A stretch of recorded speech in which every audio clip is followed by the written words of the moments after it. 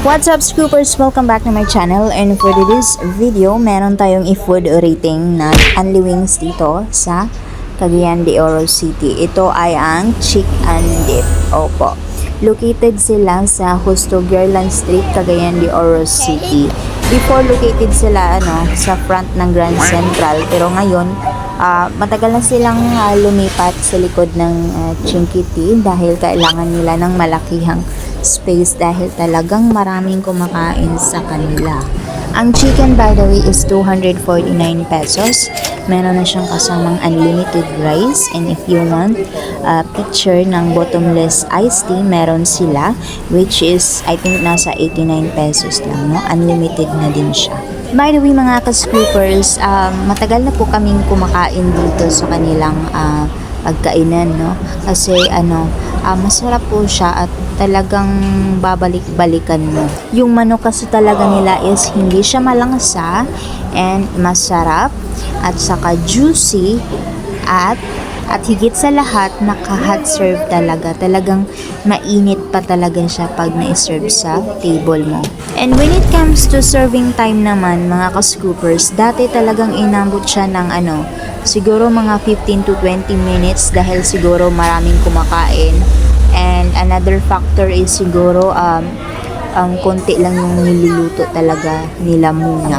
Pero this time, na-shock kami kasi siguro mga mga 5 minutes na i-serve na agad sa aming table. Hangang-hanga ako sa kanilang server kasi mag-isa lang siya, pero every time na kami mag-refill kami ng chicken or rice or iced tea, talagang mabilisan. And balik tayo sa chicken nila, mga ka-scoopers. Yung timpla ng kanilang manok talaga is talagang swak na swak sa panlasa ko.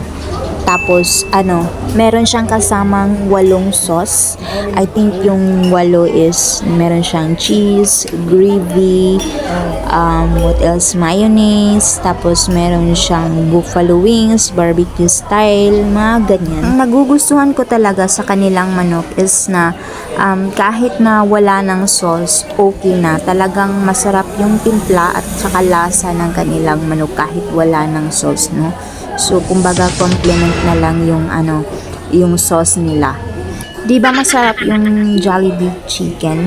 Iba din yung pagkasarap ng kanilang manok. Hindi yung tipong na natitikman mo sa mga kanto-kanto na binibenta na 20 to 25 or 30 pesos. Talagang kakaiba yung nila, timpla ng kanilang manok. Sa lahat ng natikman ko na Unli Wings or wings dito sa Cagayan de Oro City, is ito pa lang yung Chick and Dip na talagang perfect na perfect at swak na swak sa aking panlasa. And aside sa napaka-affordable niya, 249 pesos, kasi yung iba I think nasa 300 plus na siya. Talagang napaka-swak na swak niya.